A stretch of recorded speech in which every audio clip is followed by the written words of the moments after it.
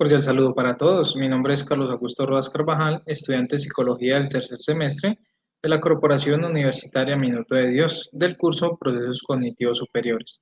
Hoy vamos a hablar sobre pensamiento y lenguaje, inteligencia y creatividad. Los procesos cognitivos superiores son los que se llevan a cabo después de los procesos básicos y se encargan de integrar esa información previa en conductas más específicas, permitiendo la adaptación al medio e incluso nuestra supervivencia. En la unidad número 3 tocaremos el tema de pensamiento y lenguaje.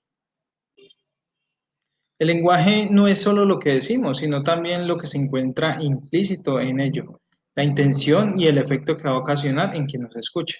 A lo largo de la historia vemos cómo el proceso de significación con su estructura ternaria, que es el signo, el objeto y el sujeto que interpreta, se ha ido enriqueciendo teniendo en cuenta el contexto donde se manifiesta. En las teorías de adquisición del lenguaje podemos mencionar a dos grandes exponentes, Jean Piaget y Vygotsky. Piaget argumentaba que un niño a los 2 años desarrolla el pensamiento denominado representacional, al distinguir los significantes de los significados, consistente en evocar objetos sin tenerlos presentes. Vygotsky argumentaba que un niño finalizando el segundo año de edad, el pensamiento y el lenguaje que hasta entonces se había desarrollado de forma separada, se juntan, facilitando el proceso de adquisición del lenguaje. Los seres humanos, desde el mismo momento en que nacemos, nos encontramos en un mundo con una construcción cultural ya establecida, que es transmitida de generación en generación por medio del lenguaje. Todas nuestras experiencias ya están marcadas por el lenguaje. Durante el desarrollo del niño, debe analizar dos realidades, la que se les presenta y la que escucha, y deben de ir ajustando esas realidades para un desarrollo intelectual óptimo. Dentro de los elementos del pensamiento encontramos que las palabras significan conceptos, y estos conceptos significan cosas que son las representaciones mentales, y las actitudes son las reacciones que tenemos ante esas palabras. Dentro de las tendencias básicas del pensamiento encontramos la creada por Jean Piaget, donde argumentaba que el pensamiento se da antes del lenguaje, porque la adquisición de este dependía del desarrollo de la inteligencia. Es decir, se necesitaba inteligencia para poder adquirir un lenguaje. Sapir-Whorf argumentaba que el idioma que hablamos nos hace pensar y percibir las cosas de modo distinto, de modo diferente. La teoría de que el lenguaje es el vehículo del pensamiento propone que el lenguaje contiene y expresa el pensamiento.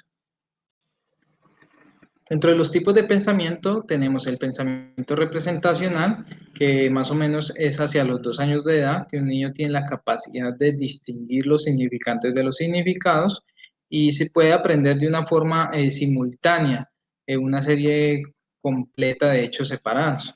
El pensamiento formal, según Piaget, este pensamiento se adquiere hacia los 12 años de edad, caracterizándose por una capacidad de reflexionar sin tener presente el objeto de su reflexión.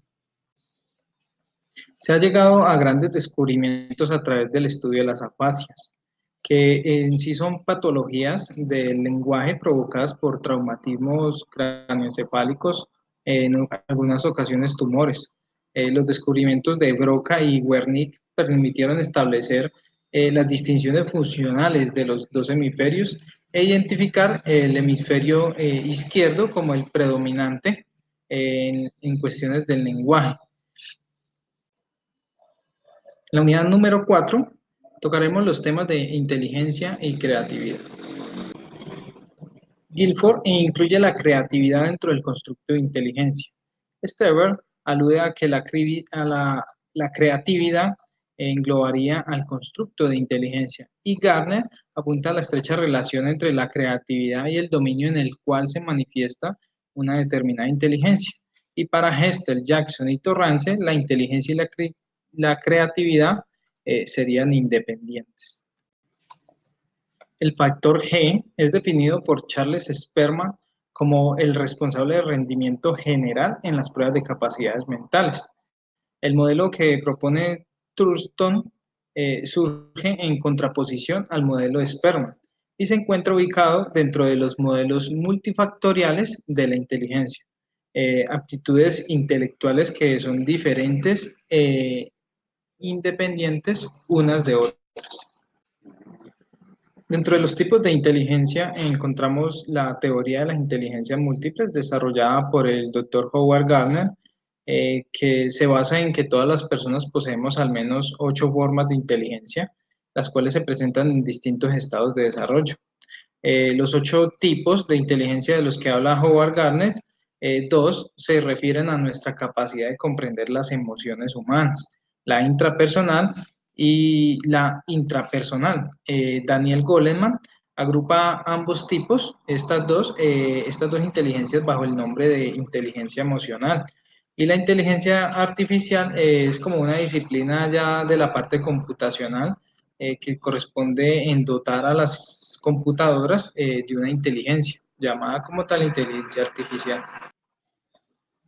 Para medir las formas de inteligencia y los niveles de inteligencia, encontramos que para la inteligencia multifactorial es por medio de la observación directa del alumno en el desarrollo de su actividad y el portafolio del alumno o el conjunto de trabajo que se va acumulando en su cuaderno del proyecto.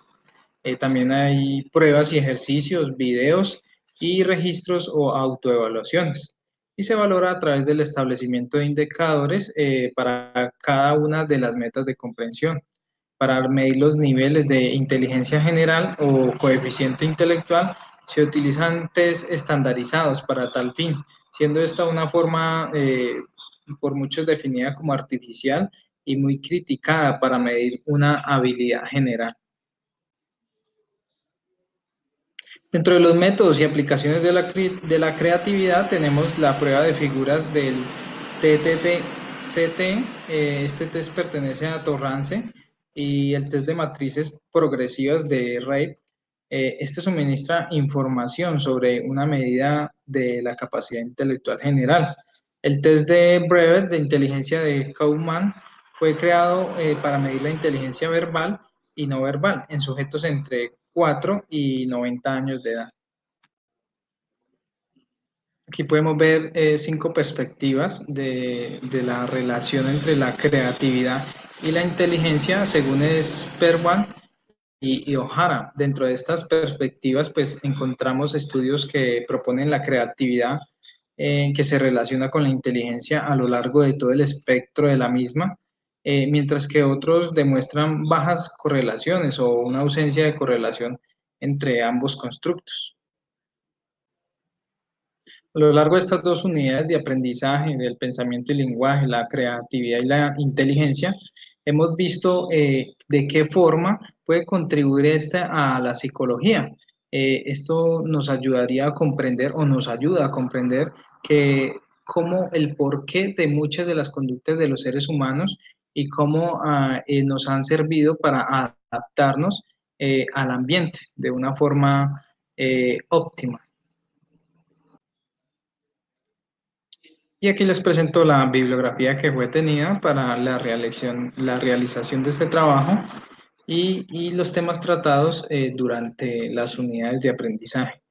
Muchas gracias por su atención.